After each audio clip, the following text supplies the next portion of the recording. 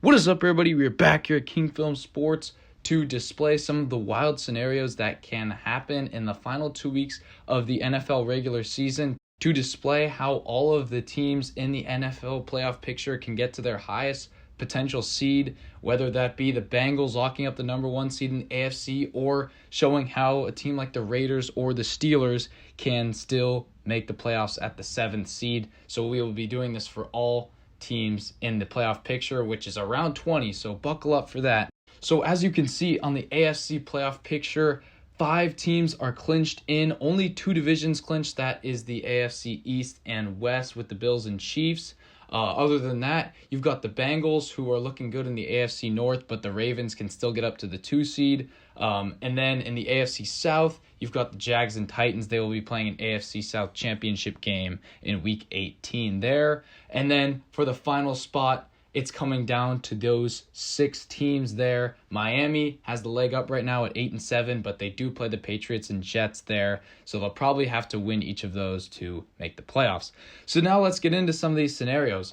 This first one here is displaying how the Bills can clinch the number 1 seed, which is very important because it ensures them a first-round bye in the playoffs this week. So they will have to win in Cincinnati, which will be a tough game, and then have Kansas City lose at home to the Broncos. Next, we get to how the Chiefs can get the number 1 seed, and basically it entails them winning against Denver at home, and then the Bills losing to the Bengals. Then if that happens, all they have to do is win in Las Vegas in Week 18, and they will have the number 1 seed. The third team that can get the number 1 seed in the AFC, though, is the Cincinnati Bengals. How they will do that is in Week 17, winning at home against the Bills, and then they will have to beat the Ravens at home in Week 18 to secure the AFC North, and then also have the Chiefs lose in Las Vegas to the Raiders, and then they will win out in a 3-way tie between them, the Bills, and the Chiefs, because they beat both of those teams. Next, we get into how the Ravens can not only win the AFC North, but vault all the way up to the 2 seed. And basically this entails them winning on Sunday Night Football this week against the Steelers. Doesn't matter what the Bengals do this week, even if they beat the Bills, there will be an AFC North championship game in Cincinnati in Week 18. And if the Ravens can win that game, they will win the AFC North. Now that'll probably get them up to the 3 seed, but if the Chiefs lose both of their remaining games, they can actually hop up to the 2 seed in a 2-way tiebreaker against the Chiefs. So that's pretty cool to see there. Next, we get to how the Titans can win the AFC South. Now, I realize that their playoff hopes have slimmed quite a bit from when they were 7-3, now that they've lost 5 consecutive games and are probably going to lose this week on Thursday Night Football to the Cowboys. But even so, even if they lose to the Cowboys this week and the Jags beat the Texans, they will still be 1 game behind. But if they win in Jacksonville in Week 18, they will still secure the division because they will have split against the Jaguars and have a better record within divisional games. So even with 6 straight losses, if they win that final game, they will be able to secure the 4th slot and a home playoff game. Next, we get to how the Dolphins can clinch their playoff berth this week. Now, the Dolphins, similar to the Titans, are on a very big slide right now. 4 straight losses, and we don't even know if Tua is going to play this week. But with that being said, if they win in New England and the Jets lose in Seattle, they will clinch their playoff berth this week. Doesn't even matter what they do next week. So that is good for them there at 9-7. Then we show how the Patriots can get into the playoffs. Now, obviously, they have to win that game at home against the Dolphins, which is doable. And then it would help them if the Jets lose in Seattle and the Steelers lose in Baltimore. And then you see that even if they lose in Buffalo in Week 18, they can still make the playoffs as long as the Jets beat the Dolphins in Week 18, because this would create a 3-way tie at 8-9 for the 7th seed. And the Patriots have beaten the Jets twice in this regular season, and they would have split with the Dolphins but had a better divisional record, so they would get into the playoffs, even only winning 1 of their final 2 games. Next, we show how the Jets can make the playoffs, and this one is pretty simple. All they have to do is essentially win out to make the playoffs. So as long as they beat the Seahawks this week and then the Dolphins beat the Patriots, then that Dolphins Jets game in week 18 will be a win and in situation for both teams. And for the sake of argument, we're giving the Jets this one. And if they do indeed win that, then they would go to 9-8 and make the playoffs at the 7th seed there. Then we show how the Pittsburgh Steelers can get into the playoffs. So this one will be very difficult because the Steelers do end up losing a lot of tiebreakers because their conference record is very bad. So obviously they have to win out, which includes them winning in Baltimore, tough game on Sunday Night Football. They will also have to have the Patriots beat the Dolphins there, and then the Seahawks get the victory against the Jets. Then we go to week 18, where the Jets beat the Dolphins and the Bills beat the Patriots. So this creates that three-way tie that I mentioned when the Patriots got in. But in this case, the Steelers do end up winning out. So they have 9-8 record and are one game up on all of the other teams and end up making the playoffs at 9-8 there by winning out and getting some help. And finally, we show how the Raiders can make the playoffs. This one will be very tough, and the Raiders have done themselves no favors with some tough losses down the stretch. But if they win out and get a lot of help, they are still alive. So they have to win this week at home against the Niners.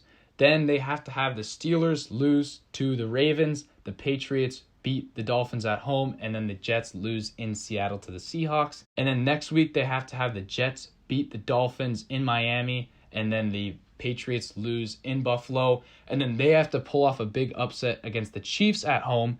If all of those things happen, the Raiders have some tiebreakers going their way, so there will be a massive pileup at 8-9, and the Raiders will somehow win out there because of their conference record.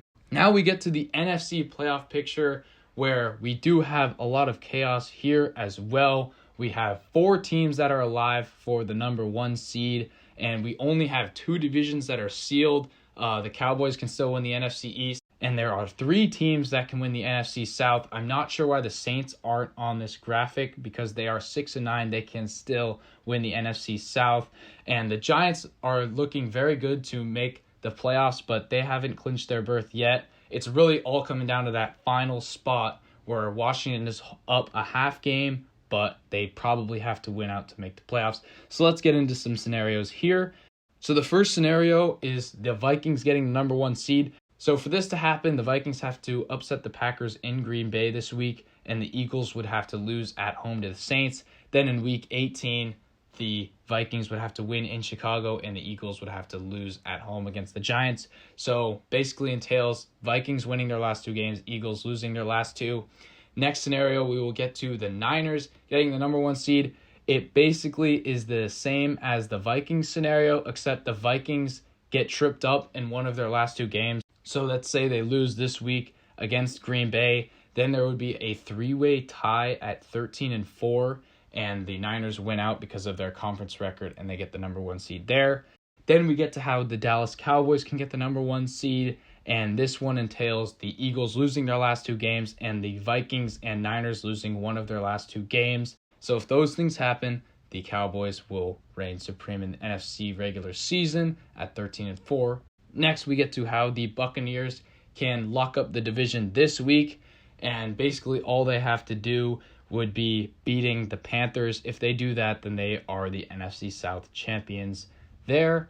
Next, I'm going to be showing how the Saints can win the NFC South. So they need to beat the Eagles this week in Philadelphia, then have Carolina beat Tampa Bay this week, and then have the Falcons beat Tampa Bay, and then beat the Panthers in week 18. If those things happen, the Saints will win the NFC South at 8-9 there. Then I'm going to be showing you how a bunch of these in the hunt teams in the NFC can get the number 7 seed. So first, the Packers, what they would have to do is win out, which includes winning at home against the Vikings and Lions. And then if the Commanders lose one of their 2 remaining games, so let's say they lose in week 18 against the Cowboys, then the Packers would get in at 9-8. If that same scenario happened where the Commanders lose one of their last 2 and the Lions win out, which includes beating the Packers in week 18, then the Lions would take that spot at 9-8 and get the 7 seed there. Next, we're showing you how the Seahawks can get the number 7 seed. They would have to have the Commanders lose to the Browns, and then they would have to beat the Jets at home. And then in week 18, they would just have to beat the Rams, and they would be in. So that concludes all of the possible scenarios about how every team in the hunt or alive for the playoffs can still make it, and essentially how every team can get to their highest possible seed at this point in the season. Let me know your thoughts in the comments about the viability of all of these different scenarios. As always, be sure to like and subscribe, and I will see you all in the next one.